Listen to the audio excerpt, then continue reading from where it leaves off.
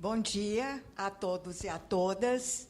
Eu quero inicialmente agradecer ao CRES, na pessoa da presidente, e agradeço a toda a diretoria, da Rosana, e a coordenadora do grupo de seguridade, a Maria Helena.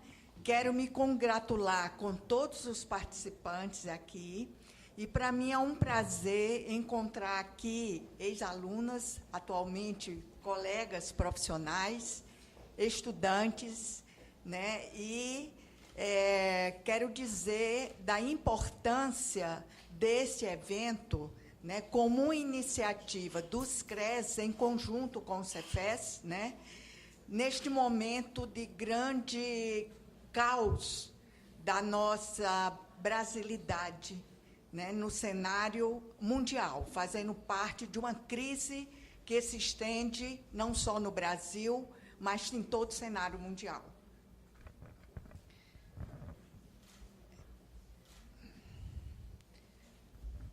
Bom, eu dividi aqui a minha fala, fazendo, primeiro, uma análise sobre a crise brasileira na atualidade, a desconstrução da Seguridade Social no contexto das contrarreformas previdenciárias nas décadas de 1990 a 2000, a contrarreforma da década de 1990 e 2000 no governo Lula, no governo Dilma, e a crise barbárie dos tempos atuais do governo Temer, e o serviço social na Previdência, avanços e impactos das contrarreformas.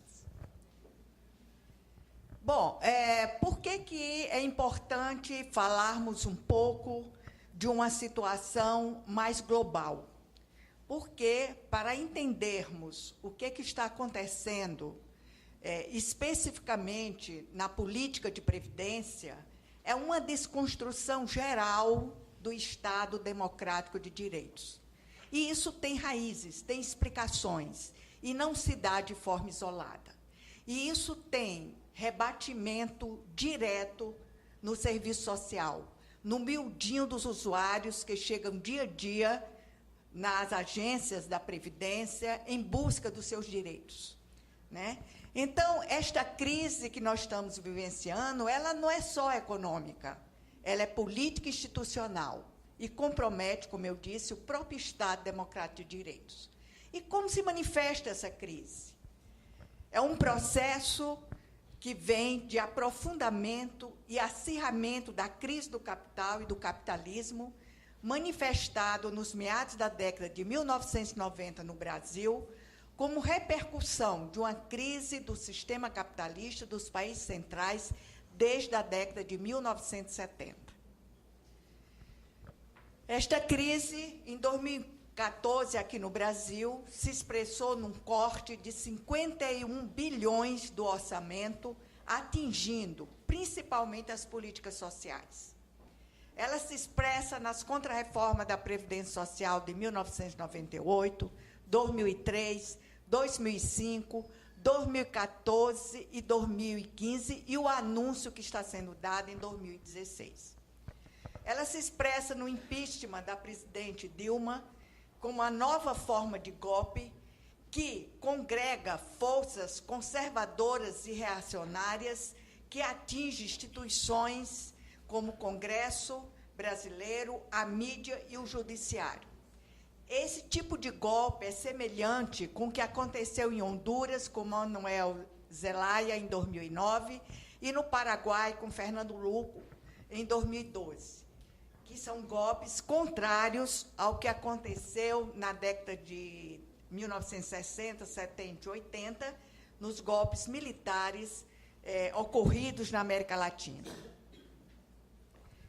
E todos esses golpes têm por trás, né, o país que continua sendo hegemônico, que é os Estados Unidos. A gente não se iluda, né? Tem por trás interesses econômicos, como teve no passado, tem também no presente. E, atualmente, no sentido de enfraquecer o Brasil como protagonista dos BRICS, e o interesse no nosso petróleo, no nosso frágil desenvolvimento que estava ocorrendo, apesar de todas as contradições. Esse se dá no desmonte atual de todo o Estado brasileiro. Isso se expressa como a PEC 241, transformada na PL 55, que ontem foi aprovada, que congela por 20 anos os gastos com educação, saúde, assistência e previdência social. Na PEC 746, que foi aprovada com relação à reforma do ensino médio. E o que isso significa? A retirada de disciplinas tais como sociologia, filosofia, artes, educação física, e reduz drasticamente a educação pública brasileira. Na PLP 257, que trata da reforma fiscal, que suspende os concursos públicos, congelamento do salário, não pagamento das progressões e aumento da alíquota previdenciária dos aposentados e pensionistas de 11% para 14%. Na PL 7184, 2014, que é o projeto Escola Sem Partido, projetos ligados à proposta na Câmara e apensados em vários instrumentos de PL, PLS, que estão tramitando no Senado. E o que isso significa a escola sem partido? É simplesmente formar, graduar as pessoas numa perspectiva apenas tecnicista, que sejam importantes para atender o mercado. E abolir qualquer perspectiva de análise crítica da conjuntura nacional, das políticas sociais, enfim.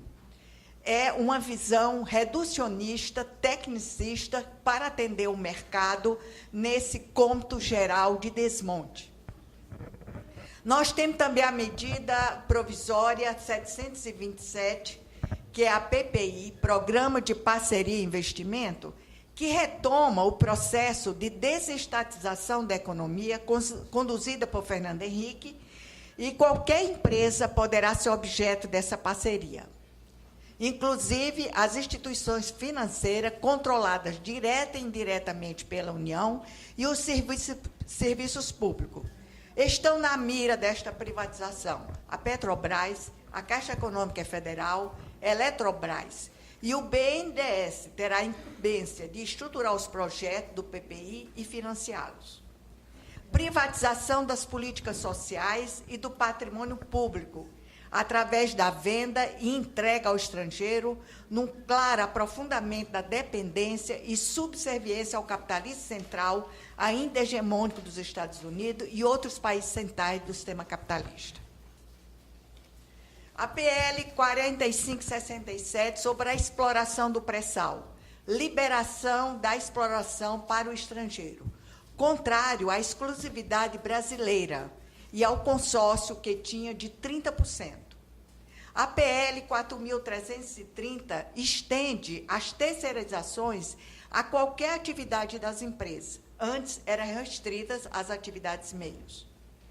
E, por fim, a criminalização dos movimentos sociais, aumento da violência urbana e no campo, e a ilegitimidade atual do governo e corrupção.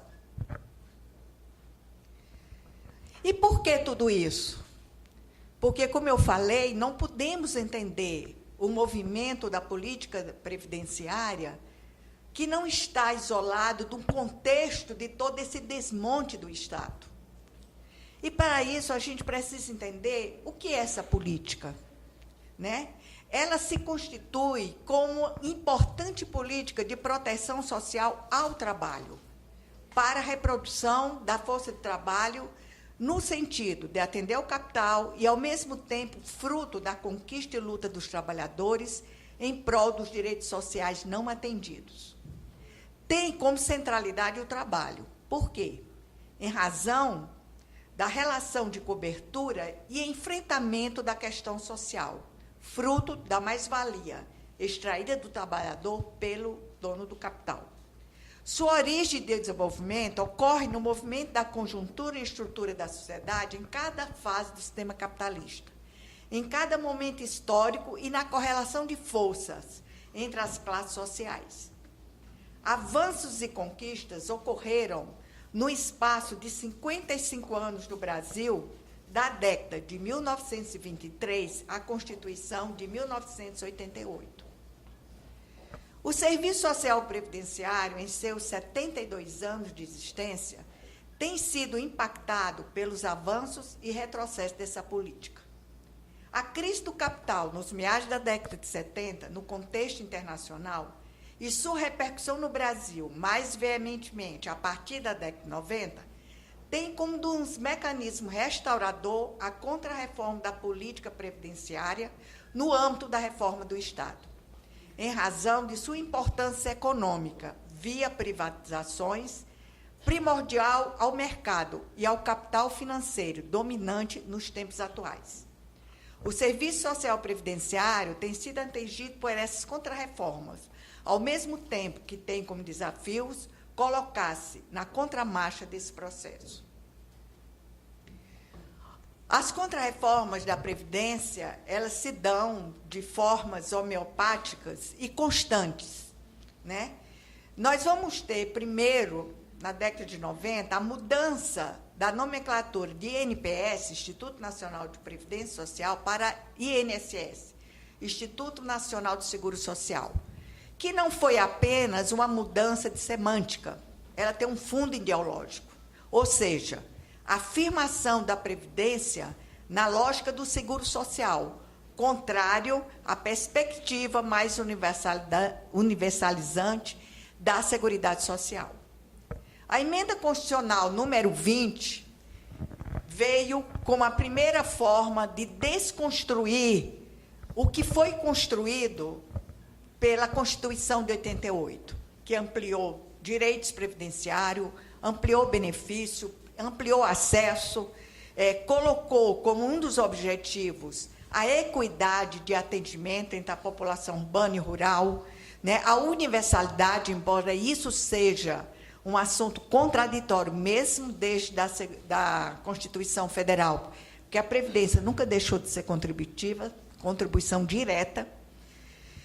E a contrarreforma ela veio num processo contínuo de desconstrução do que estava posto na Seguridade Social pela Constituição Federal de 88.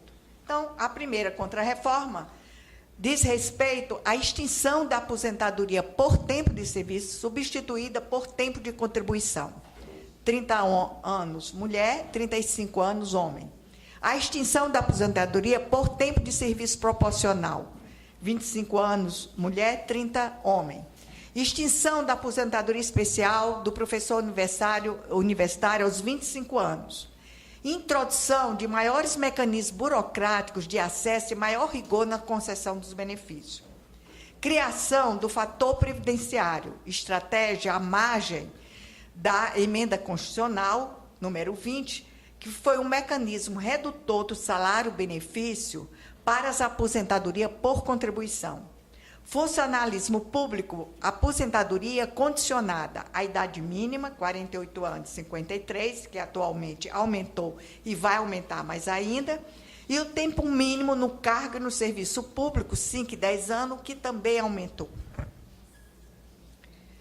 Na conjuntura da década de 2000, nós vamos ter primeiro o Lula, né, que foi uma esperança mais progressista, e que a realidade, apesar de algumas conquistas, se deu de forma contraditória em razão de aliança partidária, né, cujo resultado hoje nós estamos vendo a partir do impeachment, o agravamento da questão social que possibilitou a eleição do Lula. No entanto, houve um continuismo da política econômica anterior, né? E, em contrapartida, políticas de transferência de renda, que foi o enfoque, mais focalizadas, em detrimento da universalidade das políticas sociais, saúde, assistência, previdência. E a legitimidade desse governo, né, para realizar as contrarreformas, que foram até mais rápida do que na época do Fernando Henrique. Então, nós vamos ter 12%. Né? Então, a questão vai ser ainda mais agravada. O seguro do defeso, benefício de um salário mínimo para o período que o pescador fica proibido de pescar. Atualmente, necessita comprovar 3 anos de trabalho e contribuir com, no mínimo, 1 ano para a Previdência. Resta lembrar que o trabalhador rural ele faz parte do segurado especial. E o segurado especial ele não tem obrigação de contribuir. E por aqui ele vai ter a obrigação de contribuir.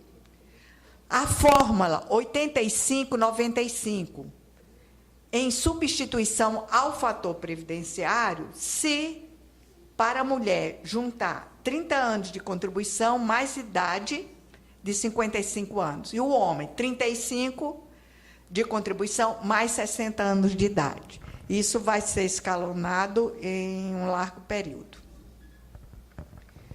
Crise e barbárie dos tempos atuais no governo Temer. Aprofundamento do ajuste estrutural. Em contrapartida, nós vamos ter nova contrarreforma da Previdência Social. A medida começou com a medida provisória 726, 12 de maio, que foi a reforma ministerial. Entre a diversidade dessa reforma, destacamos extinção do Ministério da Previdência e passagem para o Ministério da Fazenda. O Conselho de Recursos da Previdência Social, a Empresa de Tecnologia e Informação da Previdência Social, DataPrev, e o Conselho Nacional da Previdência, e a Previdência Complementar Privada, Previc, e o Conselho Nacional de Previdência Complementar e a Câmara de Recursos da Previdência Complementar. E para o Ministério do Desenvolvimento Social e Agrário, o INSS. Segundo o ministro da Fazenda, Henrique Meirelles, a transferência para a Fazenda constitui-se como um gesto prático e simbólico. A medida, quais são as consequências? Demolição da política social como solidária, como direito social, e passa a ser submetida às regras do mercado e à restrição dos recursos, à lógica financeira e do mercado. A nova reforma da Previdência, que está prevista a entrada, estava previsto logo após a aprovação da PL 55, que foi ontem. A abrangência dessa nova reforma, que já está pronta para entrar em tramitação. Quem tem menos de 50 anos vai abranger. Quem tem menos de 50 anos de idade. Quem tem 50 anos ou mais, homens, e 45 ou mais mulheres, poderão se aposentar pelas regras atuais, mas pagando um pedágio de 50% sobre o tempo que faltava para a aposentadoria. O já aposentado ou que já completaram todos os requisitos das regras anteriores não serão atingidos. A nova regra prevê uma bonificação para cada ano a mais de contribuição que extrapolar os 35 anos, homem e 30 mulher. Unificação da idade em 65 anos para homens e mulheres. A igualdade será dentro de um prazo de 20 anos. E esta idade poderá também aumentar até 70 anos. O novo cálculo dos benefícios, 50% sobre a média das contribuições, acrescida de 1% a cada ano adicional de contribuição. Aposentadoria especial, acabar com as aposentadorias de professores, bombeiros, militares e as PMs.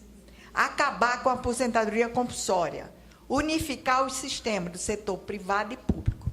Quero dizer que, embora os militares estejam aqui, desde a década de 90, que era uma das falas, unificar o sistema, os militares ficaram fora. E, nessa primeira medida, eles estão também fora. Pensão por morte, que já está ruim, vai piorar. 50% do cálculo, mais 10% por dependente. Proibido acumular 2 benefícios, aposentadoria e pensão. Veja bem, a pessoa tem aposentadoria porque contribuiu, e a pensão porque é dependente, mas vai ser cortado. Desvincular o BPC da política do salário mínimo. Fim da paridade entre ativos e inativos, para quem ainda não se aposentou e ingressou antes de 2003. Porque a extinção da paridade atingiu, que já ocorreu pela emenda constitucional número 47, atingiu a partir de quem ingressou em 2003. Agora vai estender anterior a 2003.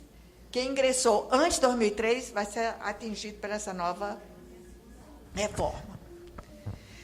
Bom, gente, isso aí, né? E eu quero dizer mais que tem a medida provisória 739, né, que sempre recai o corte, né, nos trabalhadores. Então, a medida provisória 739, logo que o Temer assumiu, foi fazer revisão das aposentadorias.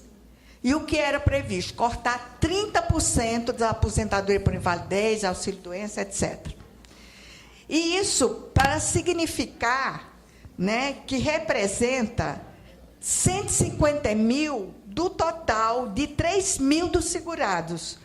E que a Previdência queria fazer, à custa dos trabalhadores, uma economia de 60 bilhões e 300 mil. E que cada médico perito, né, para acelerar esta revisão, ele ganhava uma bonificação de R$60 por cada benefício periciado, né? E isso significou o quê? Em cada 10 perícias realizadas, 10 usuários eram cortados, né? E a medida foi tão avassaladora que, pelo que eu sei, pela mídia, não chegou a revisar o total. Houve uma suspensão, não sei se já voltou. Bom, gente, diante de tudo isso, e o serviço social? Né? O serviço social, ele, pela Constituição de 88, né, a regulamentação da Previdência, no artigo 88 da Lei 8.213, ele redefine a atribuição do serviço social na Previdência no âmbito da socialização dos direitos sociais. E isso tem a ver com o nosso Código de Ética, com o nosso regulamento da profissão, e que redundou na elaboração de uma matriz, que eu estou sempre falando dela, que foi da década de 90. Então, não vai dar tempo de falar tudo. Vou deixar Vou para os finalmente. Bom, e que o serviço social foi bastante atingido, eu espero que Bom, vou para as considerações gerais.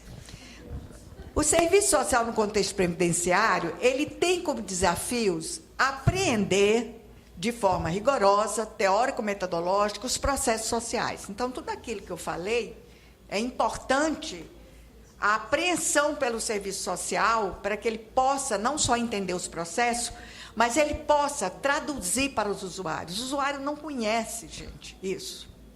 Então, é importante visar a formação de uma nova cultura junto aos usuários, como os assistentes sociais, verdadeiros intelectuais orgânicos, conforme a concepção gramsciana.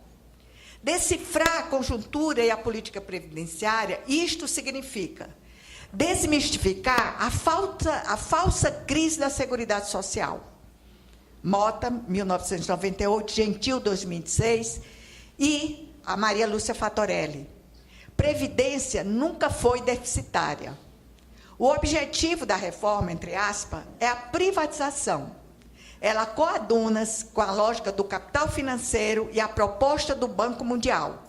Abertura da previdência privada e pagamento de altos juros ao mercado financeiro. Para a gente ter uma ideia, os últimos 5 anos, a Previdência ela teve um superávit, né? E isso é falseado para a população, com fins da sua privatização.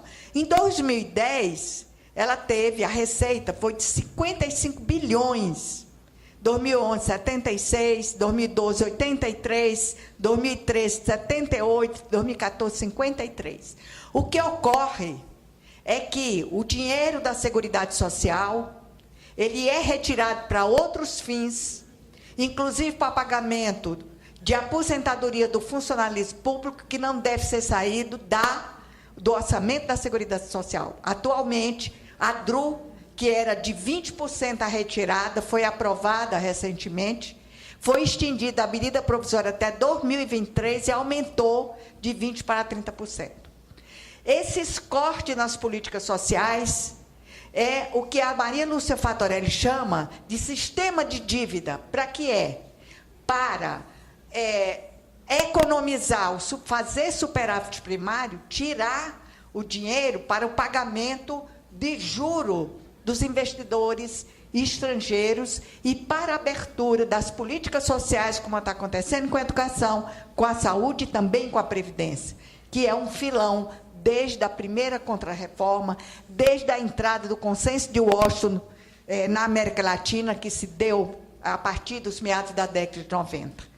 O filão é a política de previdência, porque ela é importante para a formação dos fundos privados, das seguradoras privadas de pensão, que o PIB dos Estados Unidos e do Canadá, de 2/3, é formado pelos fundos privados e seguradoras privadas de pensão. É esse o motivo. Segundo Carlos Drummond, em artigo O Déficit é Miragem, a Previdência, manipulações de receita e desrespeito à Constituição transformam os saldos positivos em negativos. De 2007 a 2015, o saldo médio positivo foi de 56.540.000. A política previdenciária tem sofrido enormes ataques com as contrarreformas, que implicam extinção, redução de direitos e mecanismos burocráticos no sentido de dificultar o acesso a essa política. Compreender que a DRU, que eu já falei, é compreender a desoneração da folha de salário das empresas, a medida provisória 612, em 2012, que em 56 setores da economia, das empresas, faturou um bruto anual de 1.900 bilhões, equivalente a 50% do BIP. Essa desoneração deixou de repassar para a Previdência o valor de 1.079 bilhões. E que o governo ficou de compensar essa desoneração das empresas. No entanto, o que ele repassou foi uma quantia extremamente insuficiente. Segundo o Ministério da Previdência, a renúncia em 2012 foi de mais de 2 bilhões. O governo só repassou 1.7 bilhões. Segundo Gentil, as desonerações que afetaram a Previdência em 2015 abriu mão de 62 milhões de contribuições sociais e 70 milhões de CONFINS. O total da desoneração correspondeu a 12,7% do PIB. Renúncia fiscal. Gentil, audiência pública, em 4 de fevereiro deste ano. Segundo Fatorelli, o que está por trás? O pagamento da dívida com juros e amortizações, que está em 45,11% do orçamento, enquanto o gasto com a Previdência é 21,76%, saúde 3,98%, trabalho 3,21%, educação 3,73%. Abriu mão de 62 milhões e meio. Nesse sentido, é importante para o serviço social reafirmar a particularidade da política previdenciária como de proteção ao trabalho, socializando o direito previdenciário, desmistificando o processo de sua ideologização, naturalização para a construção de um novo saber junto ao usuário que lhe possibilite coletivizar sua luta por uma outra previdência pública, justa e de real retribuição no contexto de um novo projeto societário. Reafirmar a matriz teórico-metodológica, inserindo e atualizando as novas demandas dos usuários, trabalhadores previdenciários. Articular a política previdenciária com a saúde e assistência numa perspectiva de afirmação e ampliação da Seguridade Social, sem subsumir a sua particularidade. 2, a desigualdade no Brasil é gritante, embora esteja no nono ranking da economia mundial. Contrário, 79º no ranking do respeito aos direitos humanos. Penúltimo no ranking de educação. 28º ranking em crescimento econômico, segundo a Farelli, em 2016. E, para terminar, eu vou deixar aqui uma poesia, dando alguma esperança nesse caos que nós estamos vivendo, como receita de um ano novo.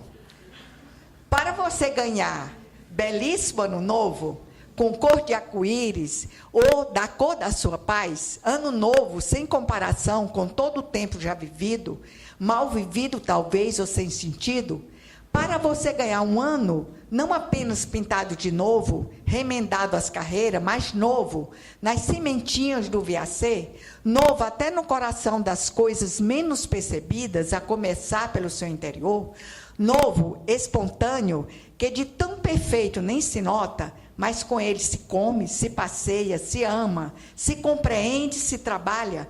Você não precisa beber champanhe ou qualquer outra birita. Não precisa expedir nem receber mensagens. Não precisa fazer lista de boas intenções para arquivá-las na gaveta.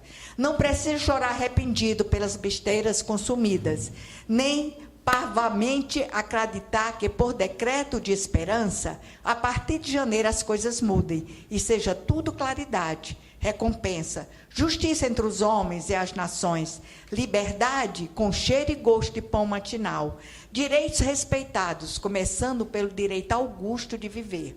Para ganhar um ano novo que mereça este nome, você, meu caro, tem de merecê-lo, tem de fazê-lo novo. Eu sei que não é fácil, mas tente. Experimente, consciente, é dentro de você que o ano novo cochila e espera desde sempre. Fora Temer.